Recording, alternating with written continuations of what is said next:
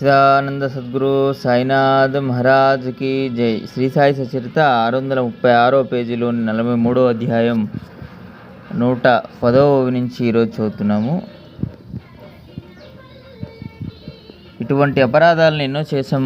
మీ హితోపదేశాలను వినక ఆజ్ఞాభంగం చేసిన పాపానికి ఈ విధంగా శిక్ష విధించారా బాబా? మా పాపాలన్నింటినీ ఈ విధంగా తూచారా? ఇప్పుడు పశ్చాత్తాపడితే ఏం ప్రయోజనం? అనుభవించవలసిన వారిని అనుభవించక తప్పదు కదా బాబా. మాపై విసుగు పుట్టి మా కనుమరుగై తెర వెనుకకు వెళ్ళిపోయారా? అకస్మాత్తుగా మాపై కాలుడు ఎంతటి దెబ్బ కొట్టాడు?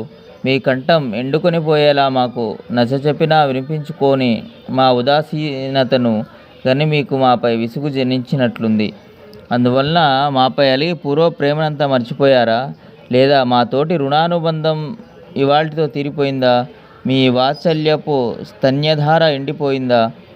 మీరు ఇంత త్వరగా వెళ్ళిపోతారని ముందుగా తెలిసి ఉంటే ఎంతో బాగుండేది. జనులు ముందుగానే జాగ్రత్త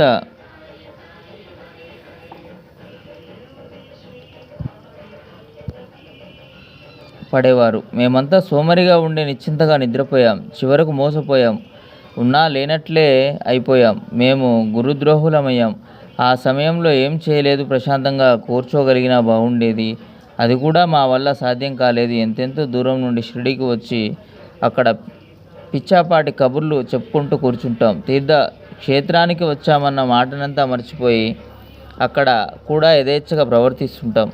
భక్తులు అనేక రకాలుగా ఉంటారు. జ్ఞానులు, అభిమానులు, భావార్థులు, తార్కికులు. బాబా వారినందరినీ ఆత్మస్వరూపుల వలె చూసేవారు. ఎక్కువ తక్కువ అన్న భేదభావం వారు ఎరుగరు. వారి దృష్టిలో జగత్తు అంతటా భగవంతుడే తప్ప ఇతర వస్తువు లేదు. ఆ జ్ఞాన దృష్టి వలన తమను వేరుగా తలుచుకునేవారు కాదు. 121వ నుంచి మరో వీడియోలో చదువుకుందాం. సచ్చిదానంద సద్గురు సాయినాథ్ మహారాజ్కి జై. లోకా సమస్తాం సుఖినో భవంతు.